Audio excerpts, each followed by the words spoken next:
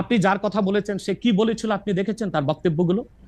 আমি দেখেছি, কিন্তু তার শোনেন শোনেন কথা শোনেন, তাকে বলুন সে তো আমার ছাত্র, তাকে জিজ্ঞেস করুন। 2007 সালে সে আমার থেকে সবক নিয়েছে দারুন রাজাত মাদ্রাসায়, আমি তার টিচার, আমি তার শিক্ষক, এবং তার শিক্ষকরাও আমাকে শিক্ষক মানে। অতএব সে যদি, দেখুন আপনাকে পিছন থেকেই বলতে হচ্ছে, আপনি সময় দিতে হবে আমাকে। আপনি কিন্তু বসে আছেন একা, আমার কিন্তু কয়েক হাজার লোক বসে আছে আমার অপেক্ষায়, একটা শিডিউল প্রোগ্রাম আমি রেখে বসেছি আপনার এখানে। যেহেতু আপনার মাধ্যমে আমার মেসেজটা আমি অনেকের কাছে পৌঁছাতে পারবো। আপনি যে ব্যক্তির নাম নিয়েছেন, তাকে আপনি কি দিয়ে তাকে স্কলার বলবেন? লক্ষ লক্ষ লোক হলে স্কলার হয়? এটা কোনো কথা নয়। দ্বিতীয় কথা হচ্ছে সে মুফতি নয়, ফতুয়া দেবার অধিকার রাখে মুফতি। স্কলার হওয়া এক জিনিস, ওয়াইজ হওয়া এক জিনিস, মুফতি হওয়া আরেক জিনিস।